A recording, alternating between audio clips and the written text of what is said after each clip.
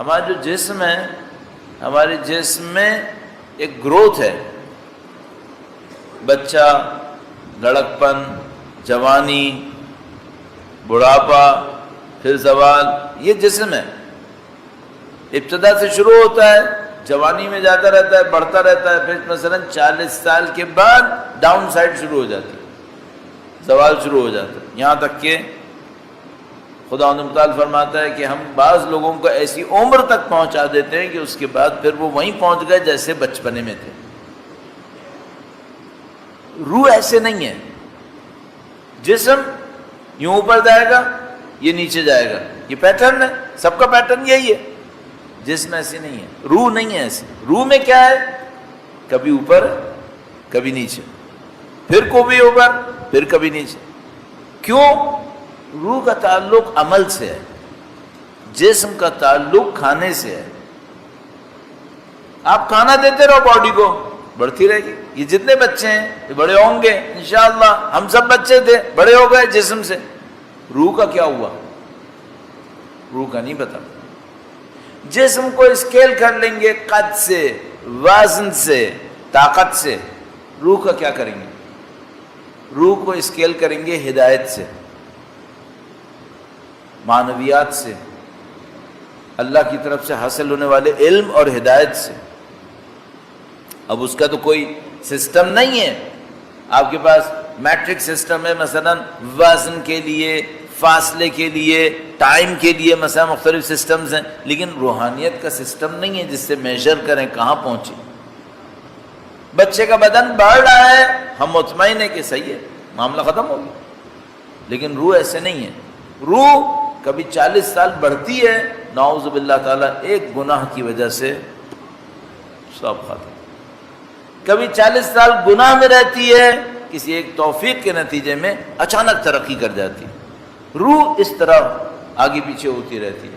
تو اس کا مطلب کیا ہے؟ اس کا مطلب یہ نہ کبھی نا امید ہو اور نہ کبھی یہ اطمینان کرنا کہ ہمارا معاملہ ختم ہو گیا، یہ نہیں سوچیے گا۔ آپ 60-70 سال کے ہو گئے، ساری زندگی تقویٰ میں گزاری ہے، یہ سوچو اب معاملہ ختم ہو گیا، اب تو صحیح ہو گیا، نہیں پتا، ایک رات میں معاملہ خراب ہو سکتا ہے۔ تو بہت زیادہ احتیاط کی ضرورت ہے۔ اس وجہ سے اتنی دعائیں ہیں کہ خدایا ہمیں دین پہ باقی رکھ، دین پہ باقی رکھ۔ اللہم اہدنا من عندک، اے خدایا اپنی طرف سے ہدایت نازل فرما دے ہمارے اوپر۔ انشاءاللہ شب جمعہ ہے، پروردگار لطف فرمائے گا، ہماری اور آپ کی روحانی ترقی نصیب ہوگی انشاءاللہ۔ وقت کے امام کے حضور ادائے احترام کے لیے، ان کی نظر لطف حاصل کرنے کے لیے۔ نظر لطف تو آپ جانتے ہیں، نظر امام کی سب پر ہے، ایک خاص نظر، اس میں کچھ کسب ہو جائے، کچھ حاصل ہو جائے انشاءاللہ۔ خدا ہمارے اور آپ کے قلوب کو امام کی نظر لطف سے منور فرمائے انشاءاللہ تعالی۔ سید الشہداء کی نورانیت سے منور فرمائے ہمیں اور آپ کو اور ہمارے مرحومین کو۔ درود بھیجے گا محمد و آل محمد، صلی علی محمد آل محمد وعجل فرج۔ دعائے مکارم الاخلاق کا ذکر تھا، متعدد جملات آپ کی خدمت میں عرض ہوئے تھے، اور آج انشاءاللہ ایک اور حصے کو آپ کی خدمت میں عرض کرتا ہوں۔ ایک بار پھر درود بھیجیں محمد و آل محمد پر۔ محمد آل محمد وعجل فرج۔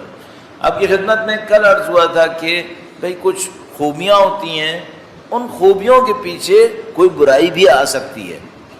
وہ کیسے ہوتا ہے؟ یا کل یا چند دن پہلے عرض کیا تھا، شیطان آج ہی کہیں سن رہا تھا، کوئی عالم تھے، وہ کہہ رہے تھے، کہتے یہ شیطان نفسیات کا سب سے بڑا استاد ہے، شیطان بہت استاد ہے، اور وہ ایسا کھیلتا ہے۔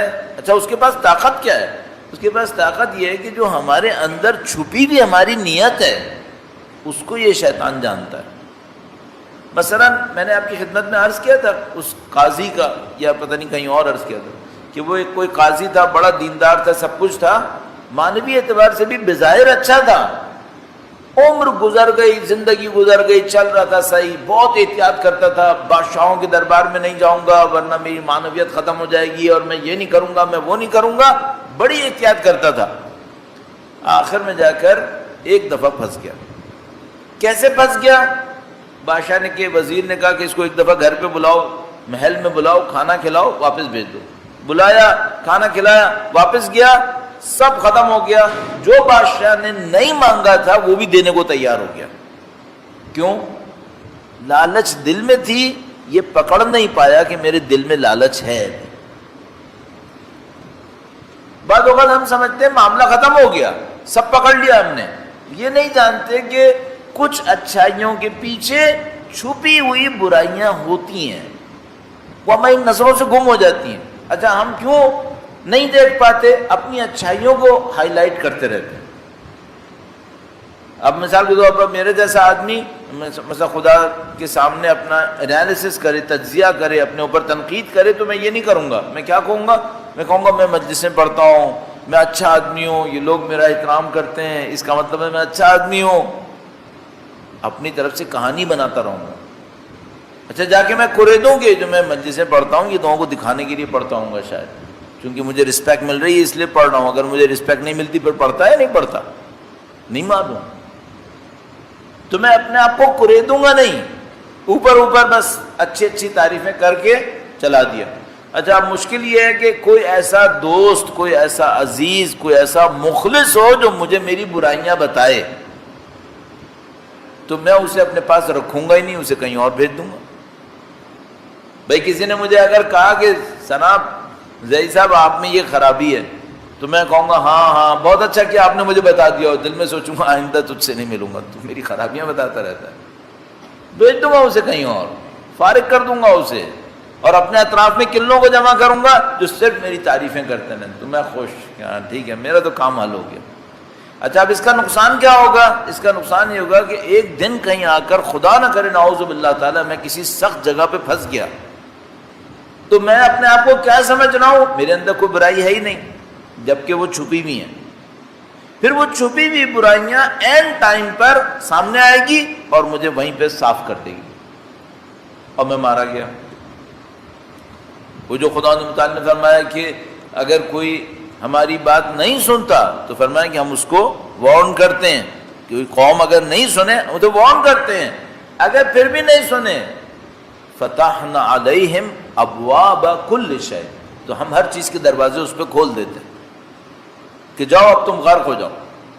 پھر وہ ہر چیز اس کی صحیح ہونے لگتی ہے، دولت بھی آ رہی ہے، یہ بھی آ رہا ہے، وہ بھی آ رہا ہے، سب صحیح چل رہا ہے، سب صحیح چل رہا ہے، یہاں تک کہ پھر فرماتا ہے فَأَخَذْنَاهُمْ بَغْتَةً، پھر ہم اچانک اسے پکڑتے ہیں۔ اب اچانک اسے پتا چلتا ہے کہ اچھا میں لالچی انسان تھا لیکن مجھے پتہ ہی نہیں تھا، میں دنیا پرست تھا مجھے پتہ ہی نہیں تھا، یہ تو میں نے سوچا ہی نہیں تھا۔ اچھا جب پہلے تمہیں اپنی لالچ نظر آئی تھی تو کیا کیا تھا؟ تو میں نے اپنے آپ سے کہا تھا کہ نہیں میں لالچی نہیں ہوں، تھوڑا سا تو سب کے دماغ میں آ ہی جاتا ہے، تھوڑا سا شیطان تو سب کو بہکا ہی دیتا ہے، ابھی بھی میں دوسروں سے بہت بہتر ہوں، معاملہ ختم۔ یہی کرتا ہے نا انسان، اپنی کوئی برائی دیکھتا ہے تو کہتا ہے ابھی میں دوسروں سے بہت بہتر ہوں، یہ نہیں سوچتا کہ یہ جو نظر آئی ہے اس کا مطلب ہے یہ اندر ایک اس کا ٹھکانہ بیٹھا ہوا ہے، اب وہ اندر بیٹھ کے کیا کر رہا ہے اللہ جانتا ہے، کب باہر آئے گا، کب جا کر اپنا حربہ دکھائے گا اللہ جانتا ہے، کوئی سوچے گا ہی نہیں اس طرح۔ اپنے اچھے کاموں کو یاد کرتے رہو، اس لیے تبھی دعا میں آئے گا۔ میں انشاءاللہ عرض کروں گا آپ کی خدمت میں کہ امام نے کیا فرمایا، اپنے اچھے کام کو ہمیشہ کم سمجھو تاکہ تم اپنی برائی کو قرید کے پکڑ سکو، ورنہ کبھی تم برائی نہیں پکڑ پاؤ گے اپنی۔ تو امام ظاہر ہے کہ امام ہماری بھلائی کے لیے ہمیں اس طرح سے ہدایت دیں گے کہ شیطان کبھی ہمیں نہ پھنسا سکے۔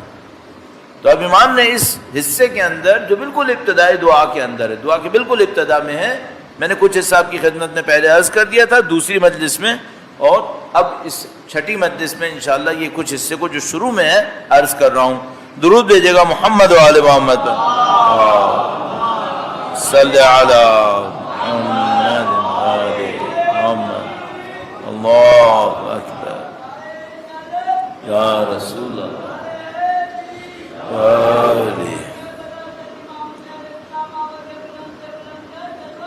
اللہم صلی علی محمد آل محمد وعجل فرج۔ امام فرمائے کہ وَأَغْنِنِي وَأَوْسِعْ عَلَيَّ فِي رِزْقِكَ، اے خدایا تو مجھے غنا دے۔ دیکھو ایک بات ہے، دولت ہونا بے نیازی نہیں ہوتی۔ امام کا ایک فرمان ہے، فرمایا چیز ہو تو بے نیاز نہیں ہو، جب تم چیزوں سے بے نیاز ہو تب بے نیاز ہو۔ بھئی میرے پاس گاڑی ہے تو میں کہوں میں بے نیاز ہوں، مجھے کسی کی کوئی ضرورت نہیں ہے، کیوں؟ میرے پاس خود گاڑی ہے۔ لیکن اگر نہ ہو تب بھی میں دوسروں کے محتاجی احساس نہ کروں۔ میں نے گاڑی کی مثال ایسے ہی دی ہے، اور دنیا کی 10 چیزیں ایسی ہے تو میں کہوں میں بہت بے نیاز انسان ہوں کیونکہ میرے پاس سب کچھ ہے۔ اچھا اگر نہیں ہوتا تو کیا ہوتا؟ فقیر ہوتا۔ بے نیازی کیا ہے؟ بے نیازی یہ کہ نہ ہو تب بھی تم سوچو کہ نہیں میں فقیر نہیں ہوں، نیاز مند نہیں ہوں میں کسی کی، اللہ سے رجوع کروں گا، دینا ہے دے گا، نہیں دیتا کوئی بات نہیں۔ یہ بے نیازی ہے، یہ بے نیازی ہے جو حضرت ابو ذر غفاری میں نظر آتی ہے، یہ بے نیازی ہے جو حضرت سلمان فارسی کے اندر نظر آتی ہے۔ ان لوگوں کے پاس کیا دنیا کی ساری دولتیں بھری ہوئی تھیں؟ نہیں، لیکن بے نیاز تھے۔ فرمایا وَأَغْنِنِي، البتہ یہ ہو سکتا ہے، بہت کم ہوتا ہے لیکن ہو سکتا ہے کہ کوئی آدمی بہت دولت والا بھی ہو اور ابھی بھی دنیا کا لالچی نہ بنے، دنیا سے اٹیچمنٹ نہ کرے، اس کی بے نیازی اپنی جگہ پہ باقی رہے، یہ ہو سکتا ہے۔ زیادہ تر نہیں ہوتا، ایک دفعہ آنا شروع ہوتا ہے تو پھر اٹیچمنٹ آ جاتا ہے، زیادہ تر ایسا ہوتا ہے۔ اچھا یہ بھی ہو سکتا ہے کہ کوئی آدمی بہت فقیر ہو لیکن اندر سے بہت لالچی ہو، یہ ہو سکتا ہے یا نہیں ہو سکتا؟ یہ بھی بہت ہوتا ہے۔ پلے کچھ نہیں ہے، لالچ آسمان پہ پہنچی ہوئی ہے، ملا نہیں ہے تو وہ سمجھ رہا ہے میں تو بڑا فقیر انسان ہوں، میں تو بڑا ملنگ آدمی ہوں، دیکھو میرے پاس کچھ نہیں ہے۔ بیٹا ملا بھی نہیں ہے، ملتے تو تم کون سے قارون بننے تھے اللہ جانتا ہے، ملتے تو کیا بنتے یہ خدا جانتا ہے۔ دونوں طرف سے ڈرامہ چل رہا ہے، شیطان کسی کو چھوڑ دے گا کیا؟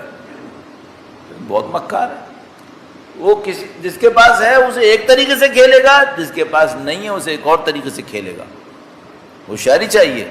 فرمایا وَأَغْنِنِي وَأَوْسِعْ عَلَيَّ فِي رِزْقِكَ، خدایا مجھے بے نیاز کر دے اور میرے رزق میں وسعت دے، وَلَا تَفْتِنِّي بِالنَّظَرِ، اور خدایا مجھے دوسروں کی طرف دیکھنے کی عادت نہ دے۔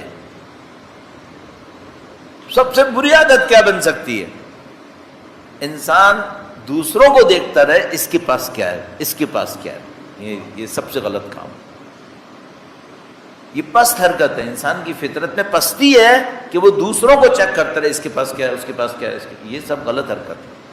بھائی تمہیں جو خدا نے دیا ہے اس پہ شکر کرو، اگر اور چاہیے خدا سے مانگو، یہ تم دوسروں کو کیوں چیک کرتے پھرتے ہو؟ وہ جیسے ہم لوگ کے یہاں لائٹ جاتی ہے تو کہتے ہیں بیٹا باہر جا کے دیکھو اوروں کے یہاں گئی ہے نہیں گئی، اوروں کے یہاں گئی پھر کوئی مسئلہ نہیں ہے، اگر باقی آ رہی ہے پھر مسئلہ ہے۔ وہ چلو لائٹ میں تو چل جائے گا کہ تمہارے گھر کا وائر نہ اڑا ہوا ہو، جا کے چیک کروا لو، لیکن بھائی دولت میں تو یہ مت کرو، دنیا میں تو یہ مت کرو۔ اچھا اگر دنیا میں دیکھنا ہے تو کیا دیکھو؟ دنیا میں دیکھنا ہے تو معنویت دیکھو، وہ نماز شب پڑھتا ہے، دیکھو یار کتنا اچھا آدمی ہے، میں کیا کروں، وہ اتنا اچھا آدمی ہے، اتنے کام کر لیتا ہے۔ اگر دیکھنا تو یہ دیکھو، پھر پازیٹو کو دیکھو، تو دنیا کو کیوں دیکھتے ہو؟ پھر مشکل پڑے گی، شیطان وسوسے کرے گا کہ اس کے پاس یہ ہے، اس کے پاس یہ ہے، تیرے پاس کچھ نہیں ہے، تو چلو اب تو بھی حلال حرام چھوڑ، جس میں ڈالنا چل جائے، گڑبڑ کرے گا شیطان۔ وَأَغْنِنِي وَأَوْسِعْ عَلَيَّ فِي رِزْقِكَ وَلَا تَفْتِنِّي بِالنَّظَرِ وَأَعِزَّنِي، خدایا عزت دے، وَلَا تَبْتَلِيَنِي بِالْكِبْرِ، خدایا عزت دے اور تکبر سے مجھے محفوظ کر لے، تکبر سے میرا امتحان نہ لے۔ اردو میں ترجمہ فرمایا خدایا عزت و توقیر دے، کبر اور غرور سے دوچار نہ ہونے دے، کبر اور غرور سے دوچار نہ ہونے۔ کبر و غرور کیا ہے؟ میں کہوں یہ کم ہے، میری شان سے کم ہے، اب گڑبڑ شروع ہو۔ کیوں؟ یہ شان معین کرنے والے میں اور تم کہاں سے ہو گئے؟ شان خدا کو پتہ ہے کس کی کیا شان ہے۔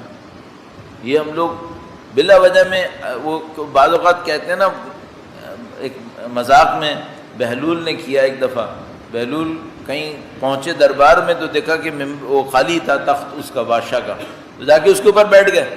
جب بیٹھے تو مارا لوگوں نے کہ بھائی تو پاگل آدمی ہے، تو بادشاہ کے تخت پہ بیٹھ گیا، تو پٹے پٹائے نیچے آئے تو بادشاہ اس وقت اندر آیا، اس نے کہا بہلول کیا ہوا؟ کہا بہت مارا مجھے. کہنے لگا مجھے بہت افسوس ہوا کہ تمہیں اتنی مار لگی. کہنے لگا نہیں، میں افسوس آپ پہ کر رہا ہوں، میں تو 2 منٹ بیٹھا تھا اتنی مار لگی ہے. تم تو ہر روز بیٹھتے ہو یہاں پہ، تم کو کتنی پٹائی لگے گی یہاں پہ. تو تمہیں کیا پتا بھائی گزر کس پہ رہی ہے. یہ جو دیکھ رہے ہو کسی کے پاس شان و شوکت ہے، ابھی پتہ نہیں اللہ کے فرشتے اس سے کیا حساب لینے والے ہیں. آج میری ایک شان و شوکت ہو، مثلا یہ ہو وہ ہو، اور میں کہوں باقی سب کچھ نہیں ہے. ابھی تھوڑا صبر کرو، ابھی دنیا کی 4 دن باقی ہیں، پھر دیکھو اس میں کیا آنے والا ہے. بڑے بڑے بادشاہوں کو رگڑتے دیکھا ہے لوگوں نے.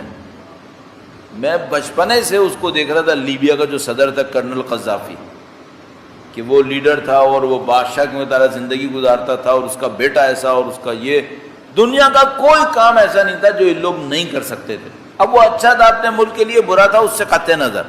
مثلا اس کا بیٹا جاتا ہے انگلینڈ کی مشہور university London School of Economics and Political Sciences, اس کو $6 ملین پتہ نہیں $4 ملین رشوت دے کے اس سے PhD لے لیتا ہے. وہ دنیا کا اتنا پریسٹیجس اسکول ہے اور یونیورسٹی کے جہاں پہ داخلہ بڑا مشکل ہے، وہ بدبخت اس کو بھی پیسہ ٹکا کے اس سے PhD لے لیتا ہے. صحیح ہے. اور جب مرا ہے تو کیا ہوا ہے ذرا جا کے دیکھو، پڑھو کیا ہوا. بیٹے کے ساتھ کیا ہوا ہے؟ وہی لڑکا جو 1 مہینے پہلے دنیا کی یونیورسٹیز، دنیا کے ادارے، دنیا کی پتہ نہیں کیا کچھ اس کے آگے پیچھے گھوم رہے تھے، 1 مہینے کے اندر اندر کیا نہیں ہوا. یہ دنیا ہے، یہ دنیا ہے. وہ صدام حسین بدبخت کیا کیا نہیں کیا اس نے، ختم. یہ دنیا ہے.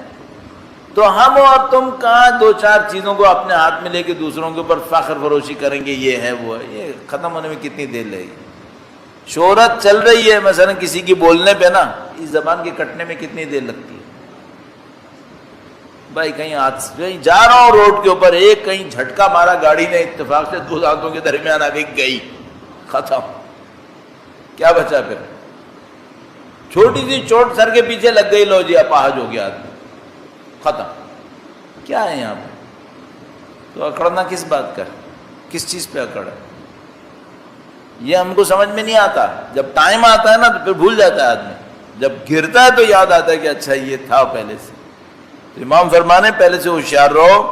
خدایا اعزنی ولا تبتلیانی بالکبر، خدایا مجھے عزت دے لیکن کبر میں مبتلا نہ کر. وَأَبِّدْنِي لَكَ وَلَا تُفْسِدْ عِبَادَتِي بِالْعُجْبِ. اچھا اب دیکھیے یہاں پہ سب اچھی چیزوں کا تذکرہ کیا نا. امام نے فرمایا کہ خدایا مجھے اپنی بندگی دے، میں تیری عبادت کروں.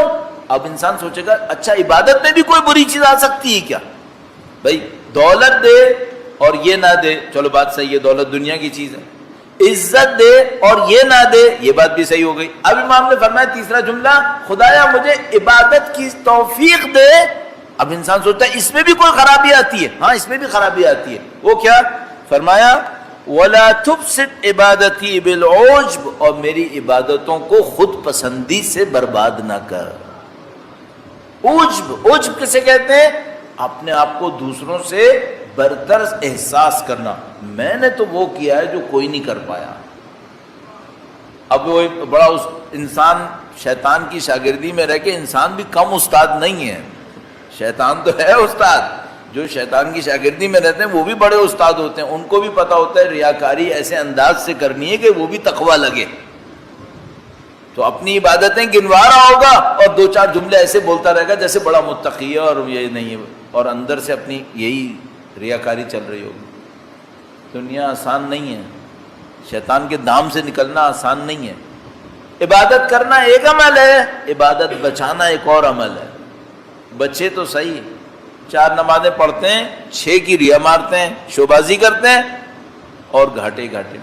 امام نے فرمایا وہ عبدنی لک، خدایا مجھے اپنی عبودیت نصیب فرما. ولا تفسد عبادتی بالعجب، اور میری عبادتوں کو خود پسندی سے ضائع نہ کر. انہوں نے ترجمے میں فرمایا خود پسندی سے میری عبادت کو فاسد نہ ہونے دے. وَأَجْرِ لِلنَّاسِ عَلَى يَدِ الْخَيْرِ، اور میرے ہاتھوں سے لوگوں کے لیے بھلائی جاری کر. اچھا اب اس کے نتیجے میں خرابی کیا آ سکتی ہے؟ امام فرما رہے ہیں وَلَا تَمْحُقْهُ بِالْمَنْ، اور اس کو احسان جما کر میں ضائع نہ کروں. جب میں کسی کے ساتھ نیکی کروں تو پھر کیا اس کا فتنہ کیا ہے؟ یہاں پہ ترجمہ فرمایا اور میرے ہاتھوں سے لوگوں کو فیض پہنچا اور اسے احسان جتانے سے رائگاں نہ ہونے دے. اتنا ہی میں کسی کو بولوں نا. وہ ایک بندہ تھا، بہت پہلے کی بات ہے، بالکل میں بھی اس وقت کالج کیا، اس سے تھوڑے آگے کہیں ٹائم میں تھا. تو وہ ایک لڑکا تھا، ہمارا دوست تھا، اس کی شادی ہونے والی تھی. اس کو بڑی گاڑیوں کا بہت شوق تھا. نہ اس کے پاس گاڑی تھی نہ ہمارے پاس گاڑی تھی، لیکن اس کو گاڑیوں کا بہت شوق تھا. تو اس کی شادی ہونے والی تھی، تو وہ مجھ سے کہنے لگا کہ میں گاڑی ڈھونڈ رہا ہوں. تو اس کا ایک باس تھا، تو میں نے کہا اس کی گاڑی لے لو، اس کی گاڑی بڑی ہے. کہنے لگا لے تو لوں گا، لیکن یہ بدبخت ایک دفعہ آفس میں بیٹھ کے کہے گا اس دن گاڑی سب صحیح چلی نا. کہنے لگا یہ کرے گا، یہ تو میں اس سے نہیں لوں گا، چونکہ یہ ڈرامہ کرے گا، یقینا اس دن بے عزتی کرے گا میری. یہ عادت ہے لوگوں کی کہ وہ اچھائی کرے گا، بلکہ شاید اس سے کہے گا تو میری گاڑی لے کے جانا، تو میری گاڑی لے کے جانا. اب جب وہ لے گیا پھر اگلے دن کہے گا ہاں گاڑی سے صحیح رہی نا. تو اس کی بے عزتی کرا دی کہ اس دن جو گاڑی میں بیٹھ کے آیا تھا وہ میری گاڑی تھی. صحیح. یہ ایک جملہ شاید مہینوں کی کمائی ضائع کروا دے. ایک جملہ سالوں کی عبادتیں ضائع کروا دے. یہ مشکل ہے. کم اچھا کام کرنا شاید اتنا مشکل نہیں ہے، اچھے کام کو بچا کے رکھنا بہت مشکل ہے، بہت مشکل ہے. اچھا کام کرنا شاید اتنا مشکل نہیں ہے. کیوں؟ چونکہ بچا کے رکھنے کا تعلق ہے اندر سے، بہت اندر سے. اور وہ اندر میں نے آپ کو شاید پہلے آپ کی خدمت میں عرض کیا تھا کہ وہ اندر اتنا چھپا ہوا ہوتا ہے کہ اس کو پکڑنا آسان نہیں ہوتا. بچا کے رکھنے کے لیے اس اندر کو کنٹرول کرنا پڑتا ہے، اس لیے بچا کے رکھنا بہت مشکل کام ہے. درود بھیجے گا محمد و آل محمد. صلی علی محمد و آل محمد وعجل فرج. اس کے بعد امام نے آخری ایک بات کہی. اب اس کے بعد تو انسان سوچتا ہے یہ کیا ہوگا. فرمایا وَهَبْ لِي مَعَالِيَ الْأَخْلَاقِ، خدایا مجھے اخلاق کی بلندی نصیب فرما. اب بھی کوئی خطرہ ہے؟ امام فرمایا ہاں اب بھی ایک خطرہ ہے. اخلاق کی بلندی نصیب فرما. اخلاق کی بلندی کیا ہوتی ہے؟ کوئی پست حرکت نہیں کرتا ہے، جھوٹ نہیں بولتا ہے، مکاری نہیں کرتا ہے، لوگوں کو ذلیل نہیں کرتا ہے، خیر اس کے ہاتھ پہ جاری. اخلاق کی بلندی. اس کے بعد بھی خطرہ ہے. ہاں جی ایک خطرہ ہے. وَهَبْ لِي مَعَالِيَ الْأَخْلَاقِ، خدایا مجھے اخلاق کی بلندی نصیب فرما اور غرور اور فخر فروشی سے محفوظ فرما. میں بڑا سچا آدمی بن گیا الحمدللہ، امانت دار بن گیا. پورا معاشرہ کہتا ہے یہ آدمی امین ہے، پورا معاشرہ کہتا ہے آدمی سچا ہے، پورا معاشرہ کہتا ہے یہ آدمی بڑا فیاض ہے، یہ سب کرتا ہے. اب میں اپنے اندر سوچ رہا ہوں اس محلے میں میرے جیسے کتنے ہیں. کام ختم. کہا کسی سے نہیں، کہا نہیں ہے، اندر سوچا ہے. ختم. تمہارا ٹائر فلیٹ ہو گیا ہے، اب اس میں ہوا ختم ہو گئی ہے، جتنا تھا سب نکل گیا. اچھا ممکن ہے کوئی کہ مولانا یہ تو وسوسہ آتا ہے. بھائی وسوسے کو تو فوراً کاؤنٹر کرو، لیکن یہ بھی دیکھ لینا ہے آیا کیوں تھا. اندر کچھ ہے، وہ چوتھے انسان میں کچھ گڑبڑ ہے، ورنہ یہ آیا کیوں اصلا. خدا کی کبریائی کے سامنے یہ میرے دماغ میں آئی کیسے یہ بات. صحیح ہے. یہ وہ چیلنج ہے جو عبادتوں کے اندر ہیں، یہ وہ چیلنج ہے جو امام نے دعائے مکارم الاخلاق کے اندر بیان فرمایا. تو اخلاق لینا آسان ہے، اخلاق بچانا بہت سخت ہے. نیکی کرنا آسان ہے، نیکی کے پیچھے جو اور چیزیں آتی ہیں 10 وہ بہت مشکل کام ہے. تو آپ باقیوں کا تو آپ خود سوچ لیں. یہ ایک حصہ بہت امپورٹنٹ تھا، میں نے آپ کی خدمت میں عرض کیا. ایک اور حصہ ہے اور وہ بھی آپ کی خدمت میں عرض کرتا ہوں. درود بھیجے گا محمد و آل محمد پر.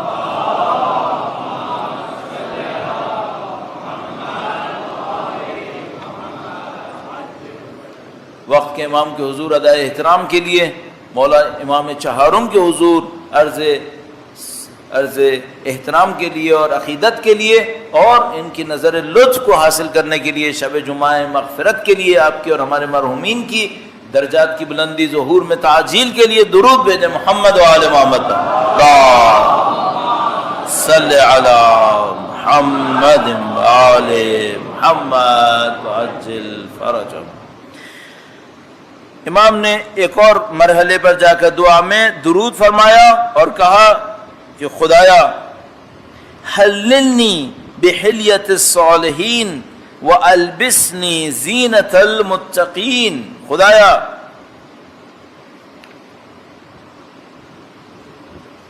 امام نے یہ جملہ کہا کہ خدایا مجھے صالحین کا حلیہ نصیب کر. البتہ حلیہ اردو میں حلیہ کچھ اور کہیں گے شاید. صالحین کے اخلاق نصیب کر، صالحین کا کردار نصیب فرما. وَأَلْبِسْنِي زِينَةَ الْمُتَّقِينَ، اور متقین کی جو زینتیں ہوتی ہیں وہ مجھے نصیب کر دے. صالحین کا حال حلیہ مجھے نصیب کر دے، کردار نصیب کر دے، اور متقین کی زینتیں جو متقین کو خوبصورت بنا دیتی ہیں وہ مجھے نصیب کر. کیسے؟ میں نے کاؤنٹ کیا ہے 19 صفتیں امام نے بیان فرمائی ہیں. یہ دو جملے فرمائے، خدایا مجھے صالحین کی کردار اور حلیہ نصیب فرما، اور متقین کی زینتیں. اب یہ متقین کی زینتیں کیا ہیں؟ صالحین کا حلیہ کیسے ملتا ہے؟ 19 صفتیں امام نے یہاں پر بیان کی. اچھا، یہ جو میں 19 آپ کی خدمت میں ابھی عرض کروں گا، آپ کو یا مجھے صرف یہ سننے اور پڑھنے سے یاد ہو جائیں گی؟ نہیں. یہ سننے اور پڑھنے سے ہم اس پر عمل شروع کر دیں گے؟ نہیں. تو پھر ہم یہ کر کیا رہے ہیں؟ ہم صرف یہ بتا رہے ہیں کہ یہ امام نے یہاں لسٹ کیا ہے، جب بھی آپ کو موقع ملے زندگی میں، آج شب کل کے دن اس کو جا کے مطالعہ فرمائیں. اور کیا کریں؟ اللہ اکبر، یا رسول اللہ، یا اللہم صل علی محمد آل محمد وعجل فرج.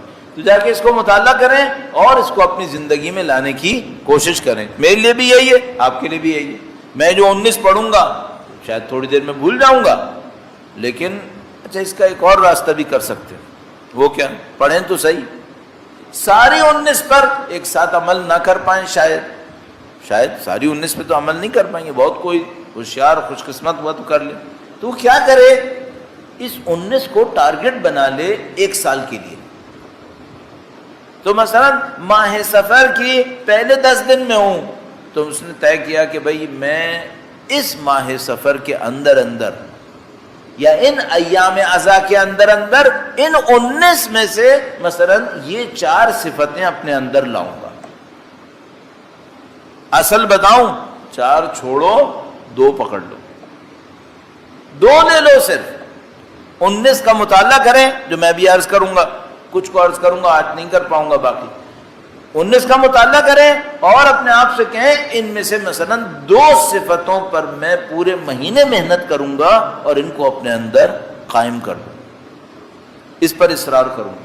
باقیوں پہ بھی محنت کروں گا لیکن 2 کو خاص کر ٹارگٹ کروں گا. بھائی کم سے کم متقین اور صالحین کے نزدیک تو پہنچیں گے نا. اور جو صالحین ہیں یہ کتنا بڑا رتبہ ہے اللہ جانتا ہے. متقین کی زینتیں یہ ہیں. اللہ اکبر، ان میں بڑی بات ہوگی. اچھا اب ایسا نہیں ہے کہ بہت مشکل ہے، نہیں بہت مشکل نہیں ہے، کرنے کی ضرورت ہے. ایسے کرتے نہیں ہیں ہم لوگ، کم توجہ دیتے ہیں. البتہ جو میں کہہ رہا ہوں کرتے نہیں ہے، ریگولر کا مسئلہ ہے.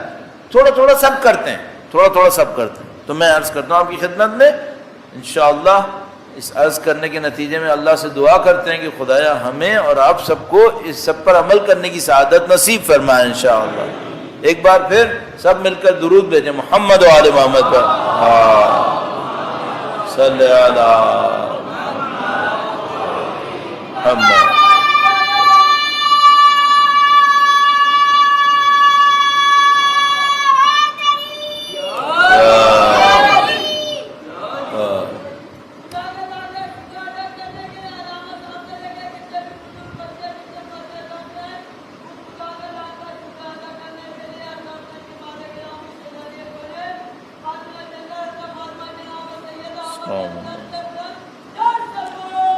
اللہم صلی علی محمد آل محمد وعجل فرج. اچھا اس 19 میں کچھ عناوین ایسے ہیں جو بہت عمومی ہیں، باقی اس کے اندر آ جائیں گے. 19 کو بالکل 19 سیپریٹ ہیں، بالکل نہیں، ایسا نہیں ہے. مثلا پہلی صفت، خدایا مجھے صالحین کی زینت کا حلیہ اور متقین کی زینت نصیب پر. کیسے؟ فی بسط العدل، میں زمین پر عدل پھیلاؤں، عدل پھیلاؤں. اب یہ عدل بہت وسیع ہے، پہلا جملہ بہت وسیع ہو گیا. فی بسط العدل، میرے ذریعے سے عدل پھیلے معاشرے کے اندر. اچھا، اس کے مقابلے میں کیا ہوتا ہے؟ اس کے مقابلے میں ہوتا ہے کہ میرے ذریعے سے ظلم پھیلے. صحیح ہے؟ فی زمانہ، آج کے زمانے میں ہم ظلم نہ پھیلائیں بہت بڑی بات ہے. آج کے زمانے میں عدل پھیلانا تو پتہ نہیں کس کا کام ہے، ظلم نہ پھیلائیں. اب میں ایک اور جملہ عرض کر دوں، ظلم میں مددگار بنے، یہ تو میرے خیال میں سبھی کر گئے کہیں نہ کہیں. کم از کم ظلم ہماری وجہ سے نہ پھیلے. آپ کہیں گے کیسے ہو سکتا ہے، ہم نے کوئی ظلم نہیں کیا. بھائی دعوے میں جلدی نہیں کرو، ابھی بہت کہانی پڑی ہے، بہت کہانی پڑی ہے. وہ کیسے؟ میں اپنے اوپر رکھ لیتا ہوں، آپ کو مسئلہ نہ آئے. بھیا دنیا میں کتنے فیصد کے پاس وہ سہولتیں ہیں جو میرے پاس ہیں؟ میں کوئی میسج آپ نے پڑھے ہوں گے واٹس ایپ وغیرہ کے اندر بھی بہت چلتا ہے کہ مثلا اگر آج آپ سونے کے لیے گئے اور آپ کے سونے کی ایک جگہ ہے، مثلا آپ کے گھر میں ایک جگہ ہے جہاں پہ آپ سوئیں گے، جا کے ایک بستر ہے جو آپ کا ہے، وہاں پہ جا کے آپ سوئیں گے. اس نے لکھا مثلا دنیا کے 2.5 کروڑ لوگوں کو، 2.5 ارب لوگوں کو یہ نہیں ملا ہے. آپ گئے اپنے گھر میں، ایک سونے کی جگہ ہے آپ کی، 2.5 ارب مثلا لوگوں کو یہ فیسلٹی نہیں ملی ہے. کیوں؟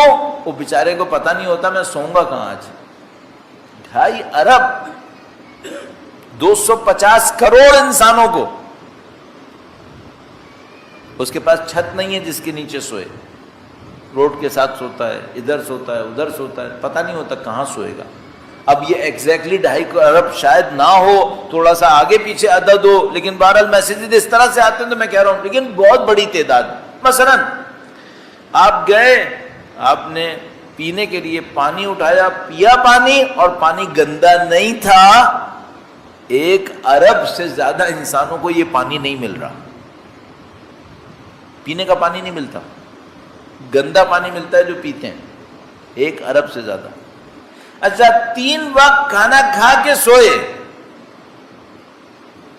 کتنے ارب ہیں جن کو یہ نہیں ملتا ہے؟ حساب نہیں ہے. تو عزیزان محترم، یہ ہماری زندگی میں عدل ہے کہ ہم جس دنیا میں ایسے بیٹھے ہوں اس میں ہمارے دسترخوان بہت بڑے بڑے ہوں. ہمیں معلوم ہے نہیں ہے عدل نہیں ہے. اتنا کرو کہ ہماری وجہ سے ظلم نہ پھیلے، بس ہماری وجہ سے ظلم نہ پھیلے. ہاں ظلم کے اندر کہیں ساتھ دے بیٹھے یہ ایک علیحدہ مسئلہ ہے. ہم ہی ظلم کے بانی ہم نہ ہوں، ظلم کے بانی ہم نہ ہوں. کیوں؟ پھر تو براہ راست امام کے لشکر کے مقابلے میں آ گئے. بھئی امام کا لشکر کس سے لڑنے آ رہا ہے؟ ظالموں سے. کچھ لوگ غلطی سے ظلم کے ساتھ دینے والے ہیں، کچھ لوگ کبھی ظلم کے ساتھ کھڑے ہو جاتے ہیں، اور کچھ لوگوں کی وجہ سے معاشرے میں ظلم پھیل رہا ہے. کم سے کم یہ تو نہیں بنو، یہ تو نہیں بنے ہم لوگ. اچھا اب ہوتا کیا ہے، ایک آدمی ہے مثلا اس نے ظلم کی ایک داستان کھڑی کی ہوئی ہے، اس ظلم کی داستان میں اسے کچھ بندے چاہیے، میں اس کے ساتھ کھڑا ہوں، اصل ظالم وہ ہے اور میں ظالم کا مددگار بنا ہوا ہوں. خدا حساب لے گا یا نہیں لے گا؟ لے گا. کہ تم ٹھیک ہے تم بانی نہیں تھے ظالم کے معاون کیوں تھے؟ اچھا اب میرے پاس جواب دنیا کے سامنے کیا ہے؟ میں دنیا سے یہ کہتا ہوں بھائی اگر میں نہیں بھی ہوتا نا تو یہ کسی اور کو لے کے کھڑا ہو جاتا. بندے خدا وہ جہنم میں جا رہا تھا، وہ اپنے ساتھ ایک اور جہنمی کا انتخاب کر رہا ہے. تم کیوں کینڈیڈیٹ بن رہے ہو؟ تم کیوں والنٹیئر بن رہے ہو جہنم جانے کے لیے؟ کیوں بن رہا ہے؟ کچھ مزہ بھی تو ملنا ہے یہاں پہ. وہ چھوڑتے ہوئے جان جا رہی ہے. اس خاطر ظالم کے ساتھ کھڑا ہوں. امام فرمانے یہ حلیہ صالحین نہیں ہے، یہ متقین کا کام نہیں ہے. حلیہ صالحین، زینت متقین کیا ہے؟ بسط العدل، عدل پھیلاؤ زمین کے اوپر، عدل پھیلاؤ، ظلم نہیں پھیلاؤ. درود بھیجے گا محمد و آل محمد. اللہم صلی علی محمد آل محمد وعجل فرج. کظم الغیظ، 4 آدمی میرے غیظ و غضب کی وجہ سے زندگی میں سختی میں پڑے ہوئے. یہ مثال کہاں ملتی ہے؟ میرے جیسوں میں مل سکتی ہے اور دوسری جگہوں میں مل سکتی ہے. وہ کہاں پر؟ خاندان میں. جب میں آتا ہوں کسی محفل میں سب چپ ہو جاتے ہیں. کیوں چپ ہو جاتے ہیں؟ پتہ ہے آدمی بدتمیز ہے، ذرا سے کسی بات کے اوپر وہ سنائے گا کہ سنبھالنا مشکل ہو جائے گا. امام فرماتے تم ایسے نہیں بننا، تم اپنے غیظ و غضب کو کنٹرول میں رکھو. بسط العدل کظم الغیظ واطفاء النائرہ. انہوں نے ترجمے میں فرمایا کہ خدایا مجھے کیسا بنا؟ عدل کے ناشر، غصے کے ضبط، فتنوں کے فروغ کرنے میں. بعض اوقات خاندان میں کسی ایک بات کے اوپر ایک فتنہ مچ جاتا ہے، ایک جھگڑا شروع ہو جاتا ہے. اچھا کچھ لوگ کیا کرتے ہیں، وہ فوراً اس بات کو جج کر لیتے ہیں کہ یہ وہ جگہ ہے جہاں سے خاندان میں جھگڑا آنے والا ہے. وہ فوراً احساس کر کے ایک کے پاس جائیں گے، اس کو ٹھنڈا کریں گے، دوسرے کے پاس جائیں گے، دوسرے کو ٹھنڈا کریں گے. اس کو کہتے ہیں اطفاء النائرہ، آگ ٹھنڈا کر دینا. آگ ٹھنڈا، اطفاء، یہ جو فائر بریگیڈ ہوتی ہے نا، اس کو اطفاء النائرہ کہتے ہیں. ویسے تو یہ کیا کرتا ہے؟ یہ شخص جاتا ہے، یہ معاشرے کے اندر، خاندان کے اندر، گھر کے اندر جو آگ اٹھنے والی ہوتی ہے اسے ٹھنڈا کر دیتا ہے. یہ صالحین کی عادت. اچھا اس کے مقابلے میں کیا ہوتا ہے؟ وہ دیکھتا ہے اس کا اس کے ساتھ کوئی ٹینشن چل رہا ہے، کہتا ہے چلو ذرا مزے لیتے ہیں. اب جائے گا، اسے کہے گا ہاں اس نے تمہارے ساتھ کچھ کیا ہے کیا؟ اسے گراؤنڈ دے رہا ہے کہ بک بک کرے. صحیح ہے، اس کی آگ کو اور لگا رہا ہے، ہاں یار یہ نہیں کرنا چاہیے تھا، یہ تو اس نے بہت غلط حرکت کی تمہارے ساتھ.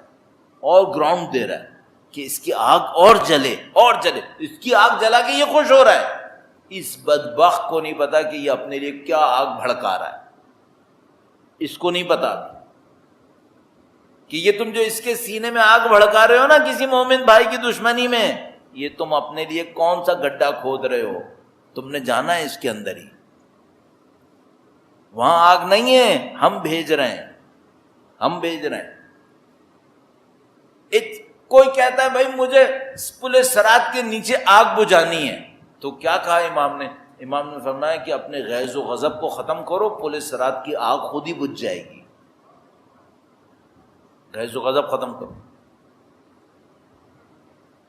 یہ امام سکھا رہے ہیں. انشاءاللہ وقت اختتام پذیر ہوا.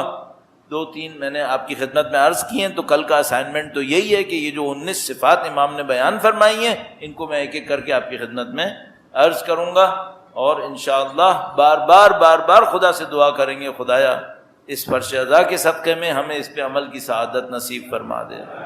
درود بھیجے گا محمد و آل محمد پر. صلی علی محمد و آل محمد وعجل فرجہ. اور اگر کسی کے ذہن سے نکل گیا ہو تو اسے میں یاد دلا دوں کہ جو میں پڑھ رہا ہوں یہ امام کی دعاؤں کی کتاب صحیفہ کاملہ، جس کو صحیفہ سجادیہ بھی کہتے ہیں، اس سے ہے، اور اس کا دعا نمبر 20 ہے.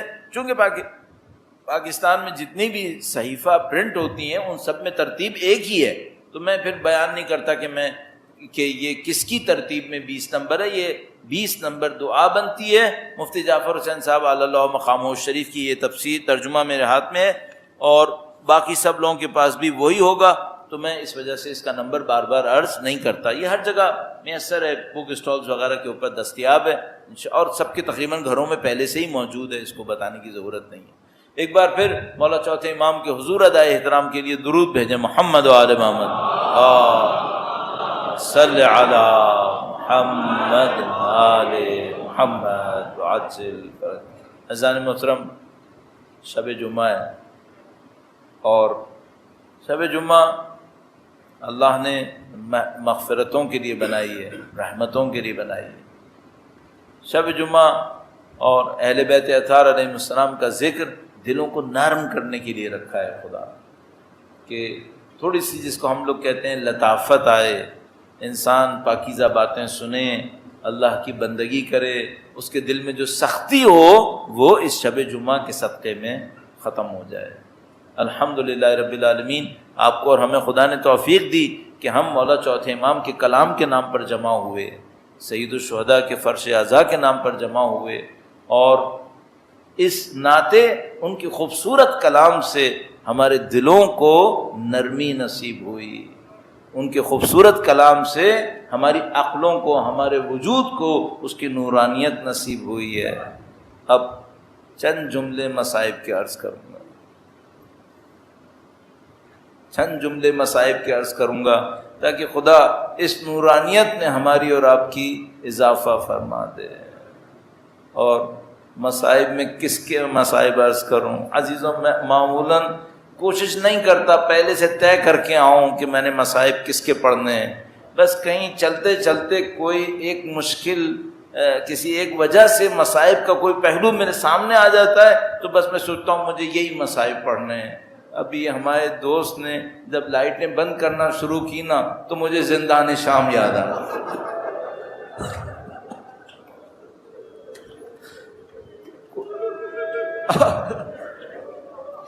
اللہ کا کرم ہے، آپ کے دل ایسے امام حسین کی محبت میں ڈھل گئے ہیں، ایسے اس خاندان کی محبت میں ڈھل گئے ہیں، ہمارے جیسے کے لیے کام بہت آسان ہو گیا۔ دیکھو میں نے صرف ایک جملہ کہا ہے، زندان شام،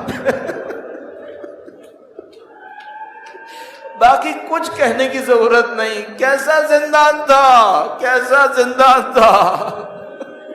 مولا فرماتے ہیں دن میں دھوپ کی سختی تھی، رات کو سردی کی شدت تھی۔